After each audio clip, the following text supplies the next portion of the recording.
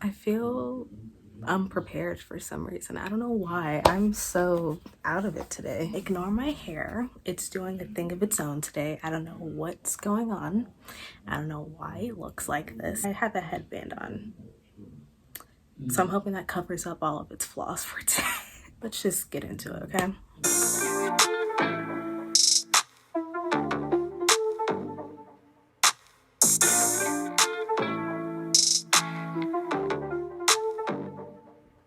Hello everyone and welcome to my channel. If you are new, if you're not new, welcome back to my channel.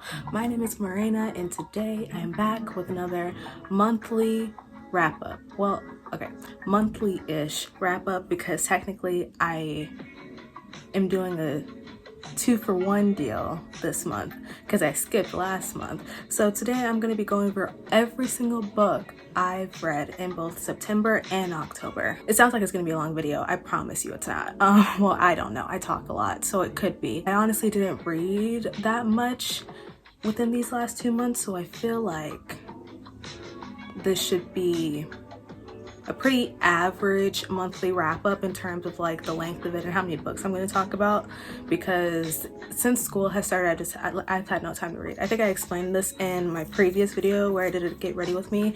It's been very hectic the past 2 months with school. I'm so ready for the semester to be over in like a month, but until then I just have to suffer, and you guys are gonna be on this journey with me while I try to read and, you know, get my life together. But that's besides the point. All of this is just to say that I'm gonna be doing 2 wrap-ups in one today, and like going over the books I liked, books I didn't like, my reviews. You guys know how wrap-ups go, so without further ado, let's get started. The first book I'm going to talk about is by an author that I've heard a lot about, a series I've heard a lot about that I didn't know was a part of a series, but I read as a standalone. So I'm going to be reading the rest of the books in the series because I liked it a lot. Let's talk about The Heart Principle by Miss Helen Hoang. So if you guys don't know what The Heart Principle is, it is a part of Helen Hoang's Kiss Quotient series. I think that's what the series is called. I know that's what the first book is called in the series, so I'm just gonna assume I think that's what it's called. And this is the 3rd book, the last installment in the series, so of course, me being the dumbass that I am, I'm going backwards, but you know what, it's fine because this was perfect as a standalone. Let's discuss. This is a romance novel. It's so good, guys. It centers around Kwan and Anna, however you want to pronounce her name. Guys, I don't know what I was expecting going into it. All I know is that everyone was talking about this like a week before it dropped, because it dropped at the beginning of September, I think, or like the end of August. Everyone was like on my timeline counting them down the days. I was like, okay, this must be a big deal. I didn't know why it was a big deal. I had no idea that this was a part of the Kiss Quotient series, because all I've heard is good things about the Kiss Quotient and the Bride Test. I had no idea that The Heart Principle was attached to those books, so I was like, what's going on? Why is everyone what? Like I was lost. And so then I went to Barnes & Noble, I think the day this was released, and got it, and then I read it, and now I get it, and I have to read the other books because but like I said, this centers around Helen and Kwan and how they meet, how they get together. It's a romance book, but I wouldn't really categorize it specifically as a romance, because throughout the book you are looking at both Anna and Kwan and their lifestyles and their home life and what they have to go through in their personal lives and how that affects their relationship going forward throughout the book. And it's a journey. This book is an emotional journey. I read it in like, I think a day. I think I started and finished it in a day when my workload wasn't like overwhelming, when I could read books in a day. Wow. I loved Anna. I loved Anna and Kwan, but I loved Anna because I could in some way relate to her and her feelings regarding her family and the way that she portrayed having to balance both family life and personal life and the struggles of those two. I felt her, I saw her, I get her, you know, and I felt for her throughout the book, especially when, like, I can't say what scene I'm talking about without spoiling a big part of the book, but you guys know, like, the scene when she's with her family in her house and she's like slowly starting to like crumble down, and then like her dad's birthday comes around, and you know that scene. It was a lot, guys. It was a lot. I can't say anything else, but if you know, you know. And I kind of started like crying. It was a big deal for me personally. Yeah, this book is amazing. Quan, I need a Quan in my life. I would like a Quan in my life. Sadly, there are no Quans in real life. I've just come to that conclusion because my standards are so high now. Because a Quan, he is the standard. And I feel like I'll never meet one. We also see his struggles as well because he has a lot of insecurities, but also like what he has gone through in his like personal life and what he's dealing with his own body issues and everything. That plays a big part in their relationship. And Hannah and Quan are like their comfort person, like that's their person, you know, like that's like they are really meant for each other, and you can feel it from the beginning of the book. It's just it's so good, guys. I gave it a 5 out of 5. If you couldn't tell, I don't think I had mentioned it. I gave it a 5 out of 5. I will be reading the rest of the books in this series. I just loved them so much. I love this book from both like a mental health standpoint and a romance. Like it's just so good. It's nothing like any of the romances I've read this year. It's in its own lane of perfection, if I'm being honest. A lot of people were complaining when this book came out because apparently it's very different from the previous 2 books in the series, and it touches on a lot more serious topics, which, by the way, if you haven't already, you should probably check the trigger warnings before. I'm pretty sure they're in the beginning of the book. There are a few regarding mental health, anxiety, depression, a lot. You guys should really check them if that's stuff that triggers you. But I love the way that Helen touched on those topics. It felt really respectful. It wasn't like trying to be some sort of shock factor. It was just there, and it was beautiful to read about. I need to stop. Anyway, yeah, I love this. I feel like if I don't stop talking about it, I will ramble on for 20 minutes. It's already been 10 minutes into the video. I need to stop right now. But yeah, Helen Huang did what she had to do. I will be reading the rest of the books in the series. The Heart Principle, one of my favorite reads this year. It was a great way to start off my September. The next book that I'm going to talk about was I don't want to say this put me in a reading slump, but also it just wasn't a fun time after this book. This is the second book in the An Ember in the Ashes series, A Torch Against the Night, Sabbath to Here. You guys know, I started this series I think like 3 months ago. I started in like the middle of the summer, and I was like, I need to finish it because I got the rest of the series. Like, it's on my shelf. So I was like, I paid money for these books. I'm gonna have to read them eventually.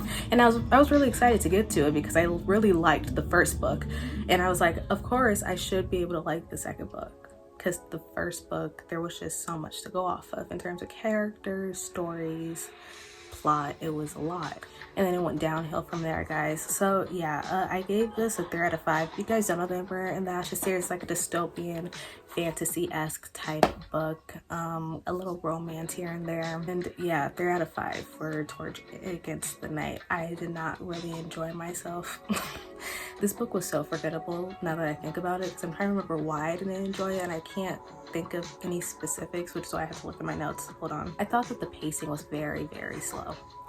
Very slow. Too slow, if I'm being honest. And it kind of threw me off because the first book was pretty fast-paced, in my opinion. Things were happening after another. With this one, it was it's like with any fantasy novel, like, you know, like how the first book is all about developing like the plot and getting to know the characters and what they're gonna do throughout the series. The sequels are all about like going on a journey around this fantasy land and like following these characters as they climb mountains or battle enemies to get to their destination. It's kind of like that. It's pretty much exactly like that, and I don't know, I found it very slow and it's kind of boring at some points. I'm not even gonna lie. I adored Laia and Elias. That hasn't changed. I still like them and their character development in this book. I liked a lot more than the first one in terms of like them as characters. I feel like they learned a lot more and got more mature, because as their situation became more dire, I was like, okay, y'all need to like grow up a little, just a little, because not doing enough. They weren't doing enough in my opinion, so I liked that. Oh, I didn't really enjoy reading Helene's point of view. I know she's really loved in the series. Helene is the blonde here. I tried to give it a chance. I did give it a chance. I read the whole book. I wasn't a fan of her point of view. Trying to get through her chapters was kind of like hard for me. I think that's why it almost put me in a slump. Reading from her point of view, which is not something I really cared about, and she kind of bored me. I don't know if that's how it's going to be throughout the rest of the series. I started the 3rd book, got like nearly halfway through, stopped. I DNF'd it. I think during Helene's chapter, so I don't think anything's gonna change. I really don't care for Helene that much. Nothing against her. Her point of view adds nothing for me personally to the book, if I'm being completely honest. So yeah, I don't know about this series. I'm gonna finish it, but give me some time, guys. Give me some time. It's gonna take a minute, simply because like I don't know what happened after that 1st book, but it's just so hard to get through. It was so hard, and the ending wasn't even worth it. I just felt so cheated. By the end I was like, why am I putting myself through this? I'm upset, and now I'm getting upset all over again. Anyway, yeah, 3 out of 5. Like I said, I started the 3rd one. I'm in the middle of the 3rd one. I don't know if I'm gonna finish it anytime soon, but I'll get to the rest of the series eventually. Next book is another romance, another famous, by famous, I mean like TikTok famous, romance novel, People We Meet on Vacation by Emily Henry. Yep, I read it. I read this, I think, towards the end of September. This is what put me out of the little slump I had with A Torch Against the Night, because I needed something and I didn't know what could possibly do that for me. So I was like, I need a romance. Romances usually help get me out of my slumps that fantasy books put me through. Not all fantasy books, some, because fantasy is my favorite genre when done correctly. But sometimes those books, information dumps, character developments that are terrible, some that are great. Fantasy books can be overwhelming. For me, romance books take me out of my slumps. So I instantly took this off my shelf because it's been there for a while. I just haven't touched it. So I was like, I need something immediately. So here we go. People We Meet on Vacation. I thought this book was cute. I gave it a 4 out of 5. It is a romance, I think a new adult romance specifically, and it's best friends to lovers. I liked Poppy. I loved Poppy, actually. I loved her with my whole heart. I thought she was a really, really good protagonist because the whole book is in her point of view. I kind of felt for her, but also I was a little confused because I was waiting for Alex's point of view, because I was like, this is nice and all, but I was like, where is Alex at? The back and forth of getting to know how Alex and Poppy were introduced to each other and how they met and how they became friends for years. This takes place over the course of, I think, 8 summers, 7 or 8 summers. It goes back and forth from past to present. I didn't even explain what this is about. Sorry guys, I'm so out of my element today. I have no idea what's going on. So basically, Alex and Poppy, they are best friends, or were best friends. At the beginning of the book, you meet Poppy and she talks about how she misses her best friend Alex, and at the beginning of the book you have no idea why they separated. She lives in New York at the beginning of the book, doing her dream job as like a travel journalist. I don't know what those are called. I don't know if that's the right term for it, but she's like missing her friend Alex and all the summer trips that they did together, and she ends up calling him up and is like, hey, you wanna do a summer trip with me, after like 2 years of not talking to each other. And they go on this summer trip. Like I said, it goes back and forth from past to present. Like past summers, like 5 summers ago, 3 summers ago, blah, blah, blah. You get to compare and see how those summers are somewhat connected to how the present summers go, and slowly you realize why they stopped talking and why they're kind of like this in their friendship, and like you see the pining that they go through. It's a lot, guys. You won't believe me unless you read it, so read it, okay? I liked the back and forth, okay? I liked seeing how they separated and how they got to rekindle not only their relationship but their friendship as a whole, because like they were friends for years. So I was like, how did their, because it seemed like they were close. Like every time I like did a flashback to like years ago, I was like, how the hell did these two not make it?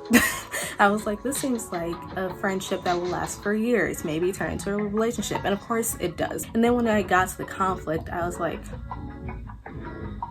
okay. I wasn't sure how to feel about it, which is why I gave it a 4 out of 5, like the book overall, just because like the conflict of why they stopped being friends, I thought it would be something bigger, and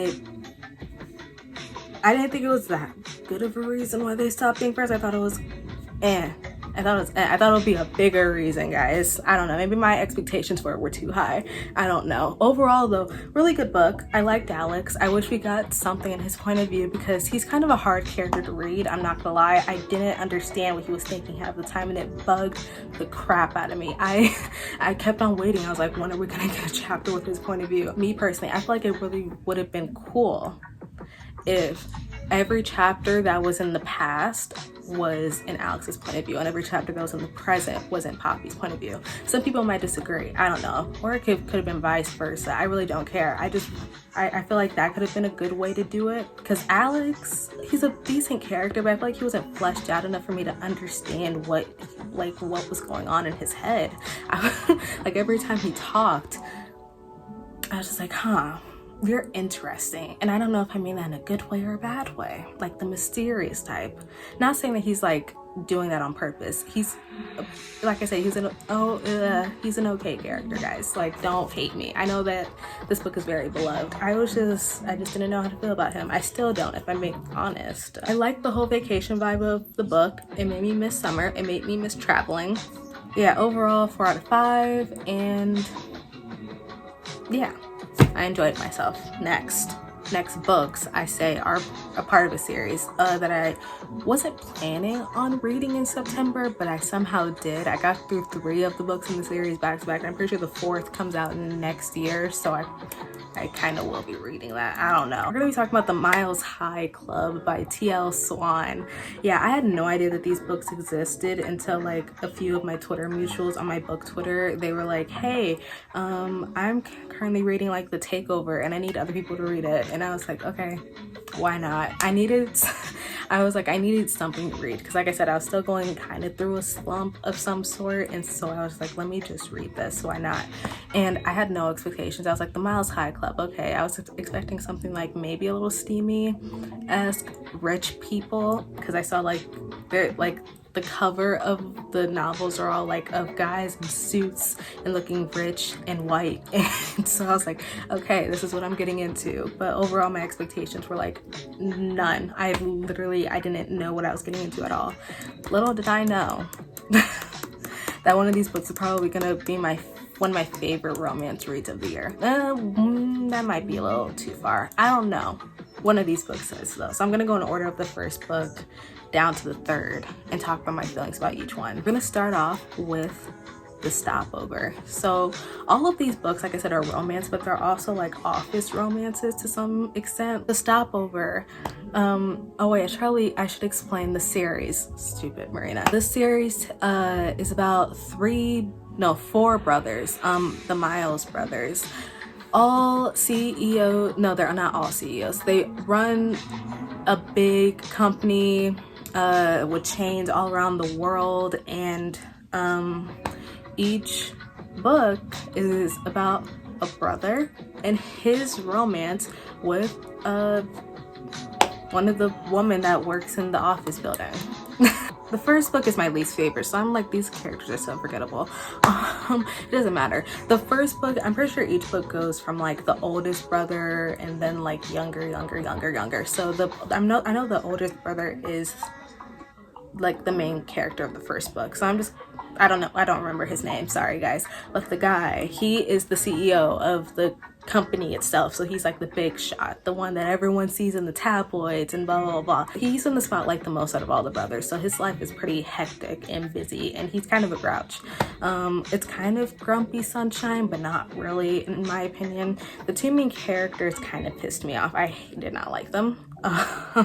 Sorry. The amount of times it took for them to be together was so unnecessary. I understand like pining and tension to the point where like you can't stand it anymore, but like if the tension is good, then that makes up for it. There was no tension in this book. There was no sexual tension, romantic tension, emotional tension. There was literally nothing, because the relationship was based off of miscommunication, and you guys know that I hate me some miscommunication. So I was like, okay, what am I reading this for? I was getting frustrated at some point because they kept on going back and forth, you know, like there's like, I hate you, but I want you. And then like 5 pages later, they were just like, I don't want you, I still hate you. And then like 10 pages later, they're like, and then they're like, no, I hate you, no, no, no. And I'm just like, what's going on? Like, what am I doing with my life? Even after they got together, their relationship continues to be based off of miscommunication. All of their arguments were based off of miscommunication. I don't know if anyone else got this vibe, but I guess you could get it from every brother in this series, but they give off alpha male vibes. But this one, the older brother, is the most annoying of them. I did not like him. I don't know if I disliked him, but I was getting irritated. I was like, you are very like I said, this book is very forgettable. I can't remember exactly what he did, but if you read the book, I think you'd understand. Like, no. And then the girl was giving off girl boss vibes, which I personally found cringy and annoying and corny. I'm sorry, I sound like such a hater, but this book was not good. The guy barely had any character development. No matter how many times the girl was like, I am independent, I make my own choices, you can't tell me what to do, and the guy was like, okay, and then continued to do exactly what she told him not to do for a book straight. And she's like, tee-hee, it's okay, like, it's just your love for me, it conquers all. Like, it's just your way of saying that you love me. I get it. Like, girl, what? I was over it. I was over it. And then the dialogue in the book was terrible. I could count on both hands how many times the girl said, my man, my man, my man this, my man that. I was like, I get it, he's your man, you can have him. The only few things I enjoyed about this book was the other brothers, because the other brothers of course get a cameo because they run the company with the older brother. They're really funny, so I was ready to get to their books because I was like, this guy is just no. And then the other subplot was with the newspaper plagiarism thing. I thought that was a really good part of the book, and I feel like when they got to the bottom of that, it was very anticlimactic. And then like the conflict in their relationship that came with that, it was a big turning point, and I kind of liked it, but not enough to like the book overall, which is why I gave it a 2 out of 5. That was a waste of my time. The Stopover, not that good. To the second book, The Takeover, another office romance. Yay. I gave this a 4 out of 5. I thought it was significantly better, but also like when you start from rock bottom, where else can you really go? You know what I'm saying? I feel like I'd have to reread it to give it a better rating though, like from a better viewpoint, because literally after that first book I was like, literally anything, give me anything else. In a series, of course, you expect like the sequels to be better and better and better. As I previously mentioned with the other series that I talked about, that's obviously not the case sometimes, but I expect that when it comes to series, because you need to keep the reader's attention. That's what you're supposed to do. And I feel like this book did a good job of that. In this book, we followed the second oldest brother. I can't remember his name. This is like one of the most popular books in the series, if not the most popular. The Takeover. This is one that people were begging me, not me personally, but like Twitter to read. And so I read it and I liked it. I thought that the characters in this book were a lot better than the ones in the first book. Tristan, that's his name. I'm looking at my notes, guys, so if you see me looking down, that's why I'm literally looking at my notes trying to figure out what's going on. Tristan was not what I expected when he made his cameos in the first book, but I enjoyed getting to know him as a character, which is very important. I liked his love interest, Claire. I loved Claire and her kids, which is surprising because you guys know me and romance. I don't like kids in romance books. like having to do with like the main characters. I'd rather like kids not be a part of it. A part of the plot. But with this, the kids weren't the main part of the plot, but they were a big part of the plot, and I wasn't irritated. So I was like, whoa, that's interesting. I liked her kids a lot. I thought that they were hilarious. The kids low-key kept me reading this book because I was like, they are funny as hell. Like, and they're so cute. I really liked the kids. I felt things when it came to Claire and her inner turmoil when it came to grieving her dead husband and being with Tristan, because Tristan was like, I think, her first boyfriend after the death of her husband.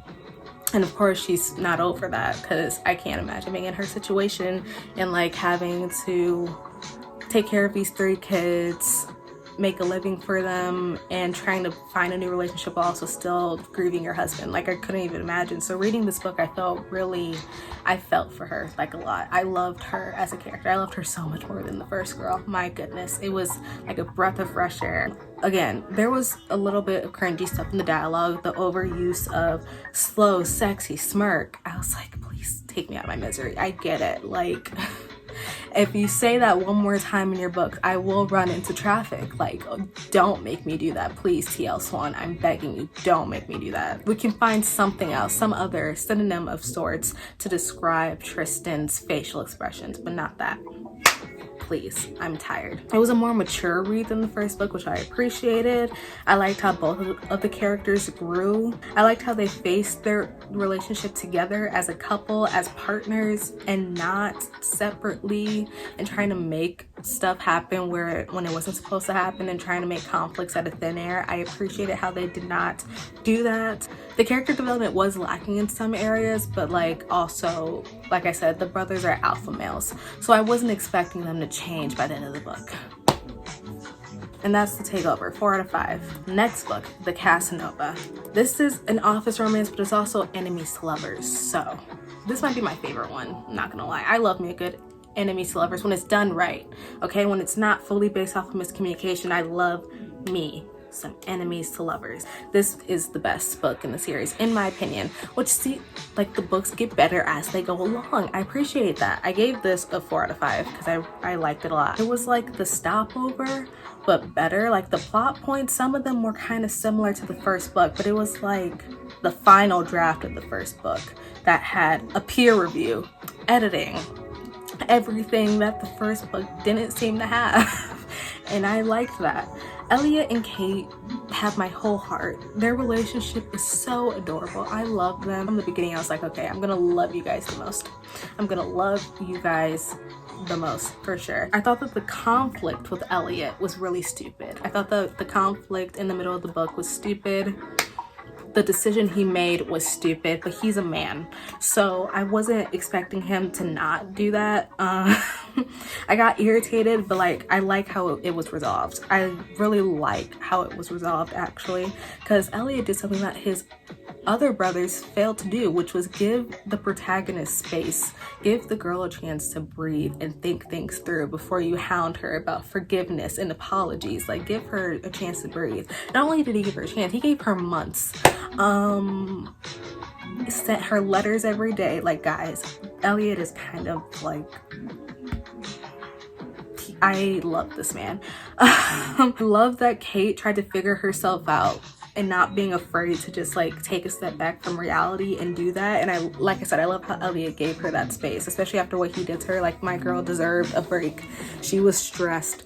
The people, the public, they were stressing her out. He was like, okay, do what you gotta do. And I love that. Like, that should be normalized in more romance books. I was not expecting that at all, and I like that that was in there. They were definitely the funniest couple. These two are funny as fuck. Like, actually, the way that Kate met Elliot's parents and his brothers, it kind of iconic, embarrassing, but iconic. I was dying laughing. Like, amazing. Each book in this series, the relationships got better, especially in the aspect of communication. And again, I appreciate that. The Miles High Club by TL Swan. Pretty average series, but I feel like it's worth your time if you're into like steamy romance books. It's pretty good. Next, we're going on to the books that I read in October, or like started at the end of September and finished by October. First book I'm going to be talking about is my first book by this very famous author that the romance community seems to love and adore, Underlock by Mariana Zapata. Not gonna lie, I was excited to talk about this book until the other day when I saw a thread of like very problematic things that she put in one of her books revolving around like very judgmental dialogue between two characters. And I think one of her books, I think it's called Hello Aaron or something like that, I don't know, where she talked about like how the Latino community's food is disgusting or whatever. Not her personally, but like her characters and the dialogue. It was very disrespectful and ignorant, and now I'm kind of like not that excited to talk about this book. Her authors just do the most stupid shit that makes me not want to read their books. Ignore Sarah J Maas. No, I'm kidding.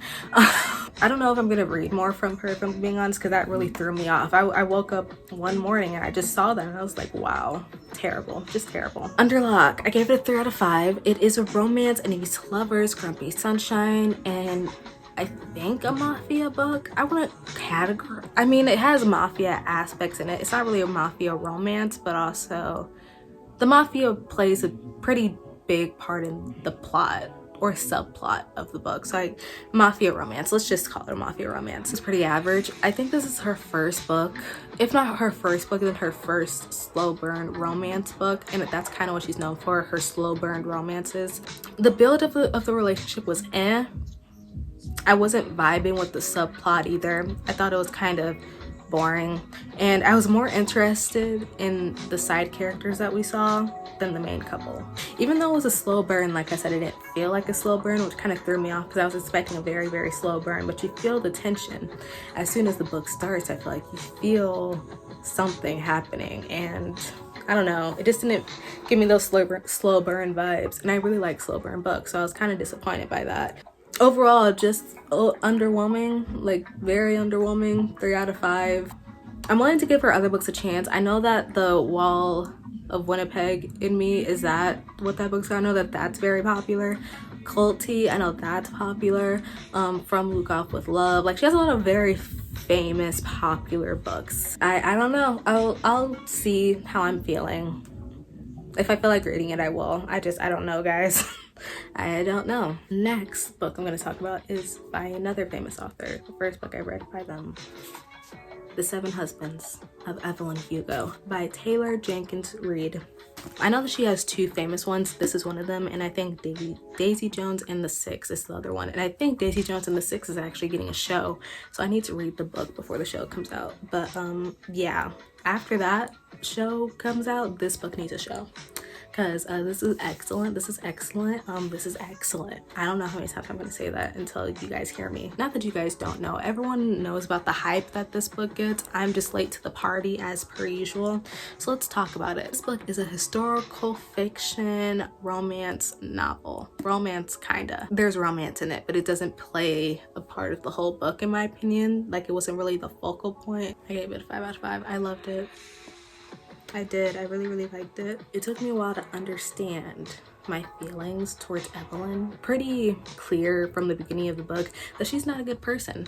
From the way that she talks to how she handles situations to like even her mannerisms. Like she doesn't give off good vibes. Like she's really not that good of a person. But by the midpoint in the book, I was like, okay, I think I like that. I think I'm okay with that because she knows that she's not a good person. She sees herself. And I can respect that. I respect that. So I love her. I love Evelyn. Is she the best person? No. But what do you want me to do about that? Like, sorry. She stressed me out though. She really stressed me out throughout the whole book. Every decision she made stressed me out. My heart stopped every time like something bad happened. I was like, Evelyn, please. I was like, please give me a break. The amount of stress that this book caused me, that Evelyn caused me, is not good for my health. The story just felt so real and intimate, especially when it came to like the love and desire from the romance, but also like in life in general. Because if you guys don't know what this book is about, sorry, I forgot to explain. Basically, Evelyn Hugo, like I said, historical fiction. I think it takes place from the 50s 50s to the 70s or 80s, and then flashes back and forth from the past to the present of 2020, 2021, whenever this book came out. I don't remember. Just about Evelyn Hugo's life, and not just her marital life, because I know it says the 7 husbands of Evelyn Hugo, but like her whole life in general. And this girl has the tea. Like, she's been through a lot, and if you want to know about it, read the book. This isn't based off of a real person. I could have sworn it was. Apparently it's not. So Taylor Jenkins Reid did what she had to do, because I really thought this was a real person. I thought it was real until I looked it up. So yeah, good job to Taylor. Had me fooled in the first half, not gonna lie. And even though the story told an Evelyn's perspective, I like how she wasn't sugarcoating her actions and what she did throughout her life, like in the present, because she's telling this story like in the present. So she's like going back and talking about her life and what she did, and in the present she's like, I know I wasn't a good person, I know that what I did was bad, and all these decisions that I made aren't really the moral way, but I don't care, I wouldn't undo them at all. And like I said, respect. The romance, not gonna lie, frustrated me, only because of how devoted I was to the main couple. I was very devoted to them. I just wanted them to win, and at every turn it just wasn't working in their favor, and it was so frustrating, guys. I got a headache at some point. I love Harry. I didn't need to put that in there. That has its own like special bullet point. I love Harry. And that's all I'm gonna say about him, or else I'm gonna cry. Yeah, 7 Husbands of Evelyn Hugo, loved it. I loved every single part of this book. I don't know what else to say other than to read it if you haven't already. The hype is worth it in my opinion. Loved it, loved the characters, loved the plot, loved everything about it. Give it a chance, give it a read. Last book I'm going to talk about today is actually a book that I read and finished yesterday on Halloween, that I was not expecting to get through in a day, that I wasn't expecting to read at all, but did anyway. The Love Hypothesis by Ali Hazelwood. A romance, fake dating, grumpy sunshine, STEM majors, you might love it. It's focused around Olive and Adam, and they are put in a situation where they have to fake date. Olive is a PhD grad student, I think, and Adam is a faculty member. I can't really explain it without spoiling too much, if I'm being honest, but there's a reason why they have to fake date. They have to, and along the way, you know how fake dating goes, they really like each other. I thought this book was good. I gave it a 4.5 out of 5. I liked it a lot. Not gonna lie, I saw a lot of hype around it. A lot of hype. Like, as soon as it came out in September, this book came out 2 months ago officially, as of today, because it's November. 2 months ago it came out, and there was like so much hype around it. I was like, I'm gonna have to read it eventually, and now I have, and I see it, guys. I've read it. I know why you guys like it. It's good. I love how whipped Adam was for Olive. Like, that's one of my favorite tropes, when the man is so whipped for his partner.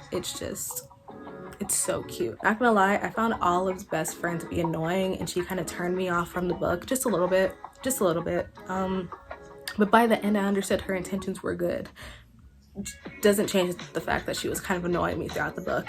I thought Olive was a good protagonist. I liked her a lot. I thought she was nice. I thought she was very cute, bubbly, fun. I also liked her own personal story that she told, like why she went into STEM, why she's so passionate about the experiment and study that she's doing, because throughout the book you are gonna see it has something to do with like science. Okay, like, I'm not into science, I can't explain exactly what's going on. She is doing a study on a certain experiment that she's passionate about, and throughout the book you'll learn why she's passionate about it, and it touched my heart, the reasons why she's doing what she's doing. And yeah, I liked Olive a lot. I thought that the steamy scenes were everything, and not gonna lie, I picked up the book because of the steamy scenes. I saw a quote, because you know those quote bots on book Twitter that like are like for distinct books, like you'll find one for like The Love Hypothesis, Red, White, and Royal Blue, ACOTAR. You'll find it for literally any book you want. And so I saw a love hypothesis bot with a quote from one of the steamy scenes, and I was like, yeah, I gotta pick this book up, because if the steamy scene is good, then I won't read it.